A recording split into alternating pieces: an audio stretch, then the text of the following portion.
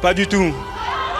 That somebody could shout What about the Allah last 8 or 9 Akbar days? on the streets of London and not be immediately arrested. Winston Churchill, no, I'm quoting previous, some of the best leaders in this country. You're sounding like a bigoted.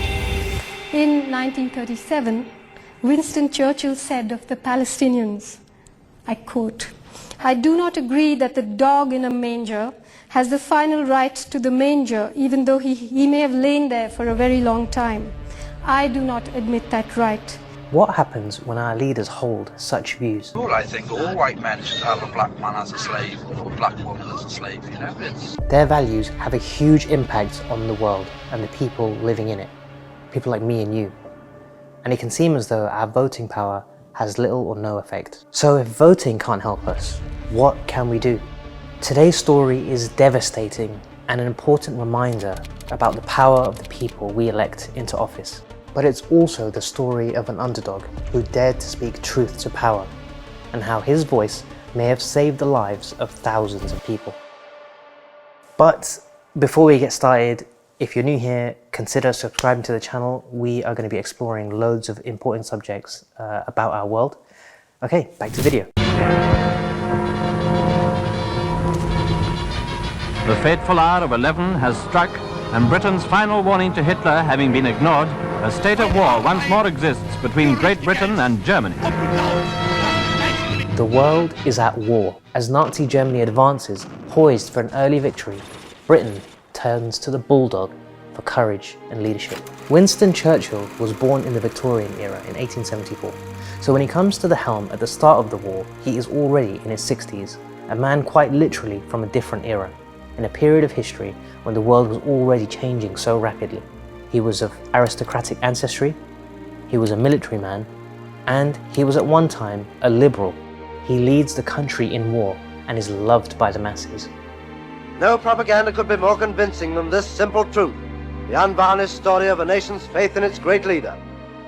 At this point, Britain is still an empire with colonies spanning a quarter of the world's population across Africa, the Middle East, and Asia. What that means is Britain decides the fate of millions of people, and they effectively live to serve the interests of Britain. You see, what people talk about as the British Empire was really the Indo-British Empire. India was the center of it.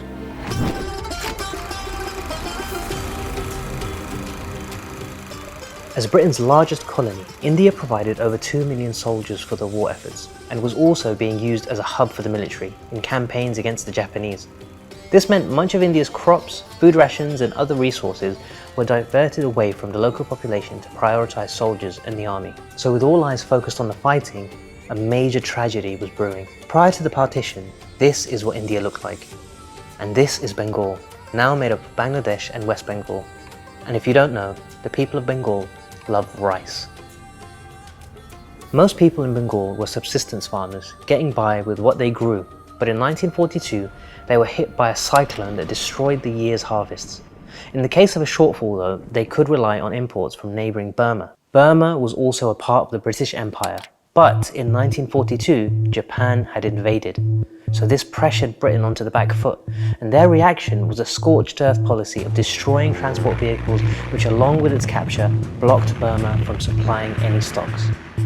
Worried about a Japanese invasion, Anglo-Indian authorities then began stockpiling food, which dramatically drove up the cost of rice, the staple food of Bengal. You can probably see where this is going. At that moment, all of Churchill's mind was preoccupied with winning the war in Europe, but India can't have left his attention.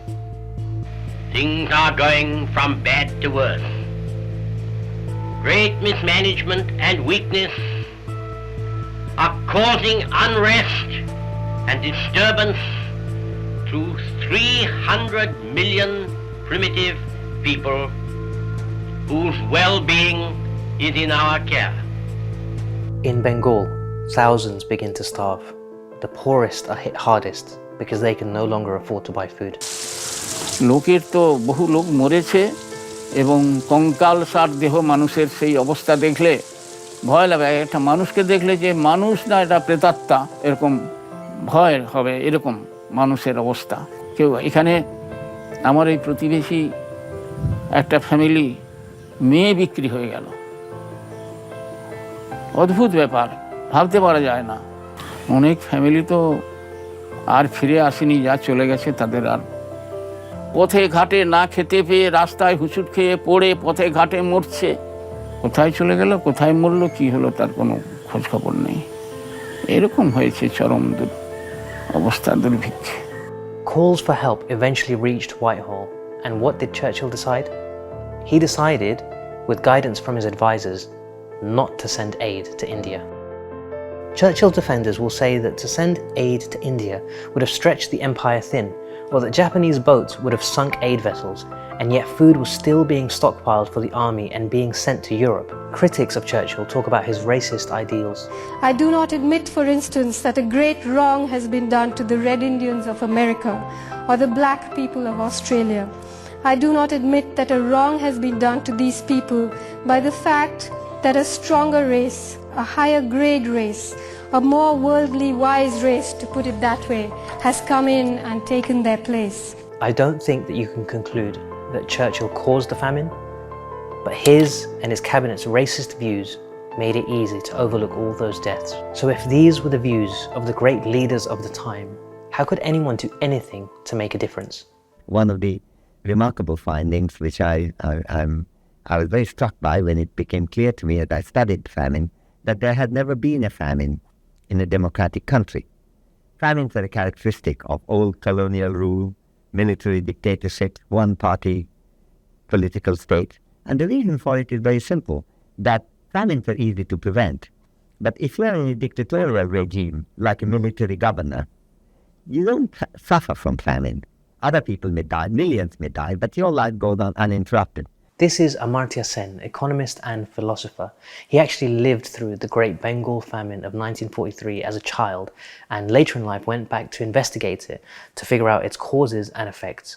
I want you to listen to what he has to say about a particular man from that period of history. In the subcontinent in which Ian Stevens spent a substantial part of his life, he is remembered not only as a great editor, with amiable if somewhat eccentric manners, but also as someone whose hard-fought campaign possibly saved the lives of hundreds of thousands of people. Ian Melvin Stevens was born in 1903 in London. He grew up in an imperialist house, with his grandfather a deputy commissioner in India and his great-grandfather a major general in the Bengal army. And yet he was a man who had humanity. In his 20s, he moved to India to first work for the government and then eventually at a newspaper, The Statesman.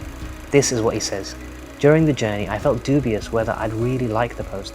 Much interested in the work, I mistrusted the Indian scene. But from the moment of arrival, I found life in India delightful. So much so that I've sometimes wondered whether there were latent ancestral reasons for this. His love of India doesn't dull his love of his homeland. When the Second World War breaks out, he tries to enlist, but is kept from going because he's deemed too important at the Statesman. So he stays at the newspaper and continues to do his job. With the threat of invasion by the Japanese still very real, it seems understandable that the first signs of the famine were overlooked by most people in Bengal. But Ian Stevens began noticing. In fact, the British government was already putting out press briefings to address the situation and prevent alarm. Leo Amery was then Secretary of State for India, and as word slowly reached Whitehall, he downplayed the situation unfolding, much to the anger of Ian Stevens and fellow journalists. They were instructed not to publish anything that might damage morale.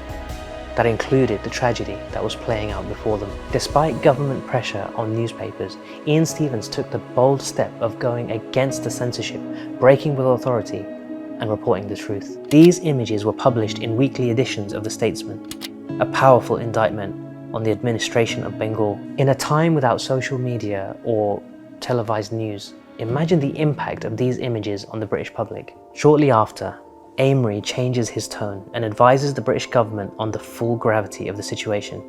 Within a matter of weeks, aid follows, and slowly, the famine is no more. By the end of 1944, it's estimated that up to 3 million people died of starvation and disease. There's something quite poetic that I can't find any images, any photos of Ian Stevens. I literally have no idea what the man looks like, but the images that he commissioned remain with us. His legacy is that we know what happened in Bengal. His legacy to me is also a profound lesson that despite nations having leaders whose decisions may have devastating consequences on the lives of millions, there is still power in raising our voices. You can see it now in Gaza, in Yemen, in Sudan, in the Congo. Independent journalists, normal people documenting what's happening to them for the world to see and hopefully to act. At the end of the war, Churchill is replaced. Ian Stevens eventually moves on from the statesman, where he travels through India as it gains independence. Here in the UK, there seems to be an effort to revise our understanding of Churchill and his legacy. But Ian Stevens, in India at least, is remembered fondly. Thank you so much for watching this video. This one was really personal because I have Bengali heritage, so it was really interesting for me to dig into that history and share it with you. So drop a like on it, share it with your friends and family.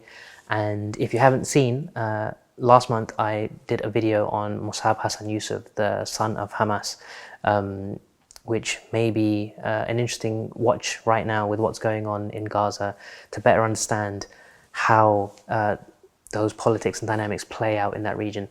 So yeah, thanks very much. Peace.